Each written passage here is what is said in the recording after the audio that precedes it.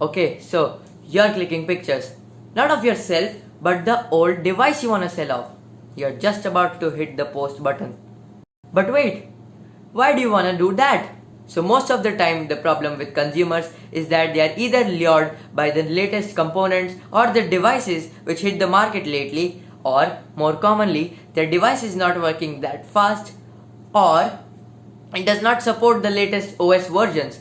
Thus, it is not supporting the latest app versions which the consumer wants to use. Being fascinated with new computers, even I thought of selling the old one until I stumbled upon this.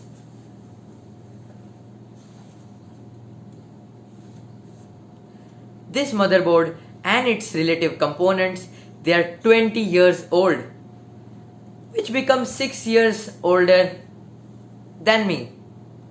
When it was a fully assembled PC, at that time it used to run on Windows XP, and as I told you guys, nobody wants an old operating system on their computers. So I thought, let's breathe in some life into it. So why Chrome OS, you may ask? Well, basically, unlike Windows, Chrome OS is a lighter operating system, which means that it will work perfectly fine with devices equipped with lower PC specs. Moving on, you will also need a secondary PC. It can be either Windows or Mac, it does not matter. This device will only be used for creating the media creation tool onto your USB device, which will then later on be used to create the main operating system on the local drive of the device you want to change. Quick tip, try not to use a SanDisk flash drive as it may interfere with the software which is inside the USB. A 18 or 16 GB flash drive is perfectly fine for creating the media creation tool. Now let's move on to see the build specifications of the PC we are going to use today. For this build, we are going to use an Intel motherboard. I don't know which model it is. It is 20 years old, so yeah, who cares. We have 4 RAM sticks, 2 being 1 GBs and 2 being 512 MBs, which total up to 3 GBs of RAM.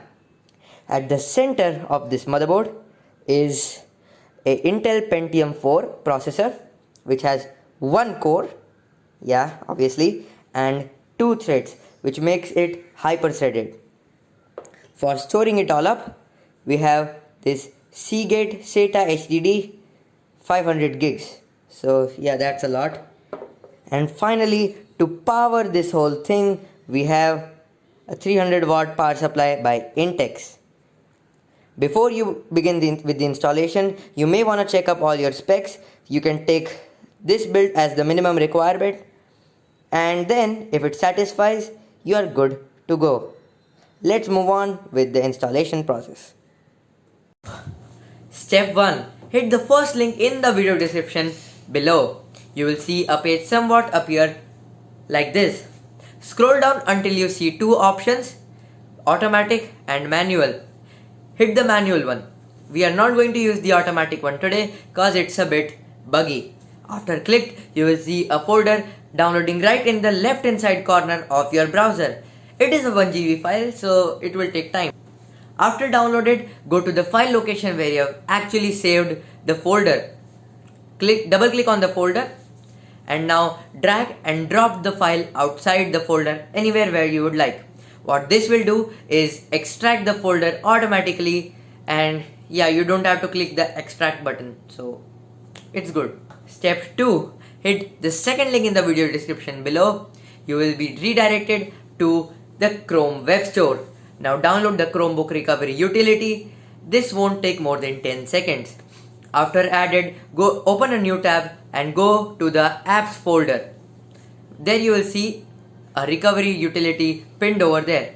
Step number 3. Insert the USB device into your PC and then click on the recovery tool unit.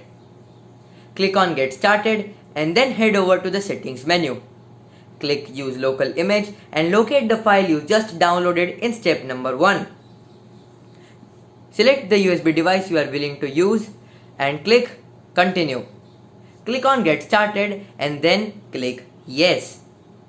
This will automatically start the media creation process. In between the process, do not use your PC, nor do shut it down. Do not even take out the USB device. What this may do is create an unallocated area which you will not be able to access afterwards. After this is done, we'll be heading over to step number 4. Okay, so this is a PC. Well, you may ask that it does not have a case, so how are we going to turn it on? Well, basically, if it would have been a laptop, this process might have been much easier. But this is not that hard. There are 9 pins in the bottom right corner of this motherboard. They are placed like 5 up and 4 down. They are parallel to each other. So what we'll be doing is taking those 2 channels and placing a conducting material, a screwdriver, and placing it onto there. What this will do is there will be an exchange of electricity and this PC will turn on automatically. One more thing to keep in mind is internet connection. If your PC connects to internet Wi-Fi directly, it is perfectly fine. Ours does not, so we are going to use an Ethernet cable. Finally, you would have to search up your BIOS key, with the key which will help you to get into the BIOS. For this, it is the delete key. So during the startup, you will have to press the BIOS key again and again. It could be the F2 or the F12 key also. You'll have to search that up. Yeah. And finally, after done that, you will be into your BIOS, where we'll be changing all the settings in the next clip. Let's meet in the BIOS. Okay, so we are in the BIOS. Your BIOS might not look the same, but the functionality of all BIOS setups are similar. So you are most likely to be in the main tab first. Just go to the boot tab. The first thing you need to do is enable the USB boot. After doing that, find the boot device priority section and hit enter. As you can see, there are 3 boot priorities which you can see. I have already selected our USB which we are using to be the first. If you are yet not seeing your USB there, that means that your motherboard has not detected it. Try to change slots or try to reboot again and again. It will work perfectly fine. So after done that, escape, go to the exit section and then press enter on exit saving changes. It will ask you whether you want to save the configurations or not. Click OK. Video making takes time. So after you have done that, your PC might have restarted and the first screen you might have seen would be this, the Cloud Ready installation screen. After some time, the Cloud Ready software will ask you to do all the Googlish stuff. But wait, be patient. Did you just forget that you had to load the actual OS on your hard drive first? Make sure that you are connected to the internet via Ethernet or Wi-Fi, does not matter. And also your device is connected to a hard drive, the hard drive which you actually want to pair with your PC, and your device is recognizing it properly so that the OS recognizes on what it has to actually install the OS on. Just go to the bottom right corner of the screen you're in and then click on that icon and click on install OS. This will take 20 minutes and after that, after one restart, your OS will be absolutely ready. Now just install your sign into your Google account and well, that's pretty much it. You are now able to see the beautiful Chrome OS screen in front of your eyes. And you can just, if you are not into light mode, you can just set it to dark mode and all that stuff you can do. Hope you guys like this video. Thanks for watching. If you really want to support this channel, hit the subscribe button. Please like this video if you liked it. Yeah, that's what it's for.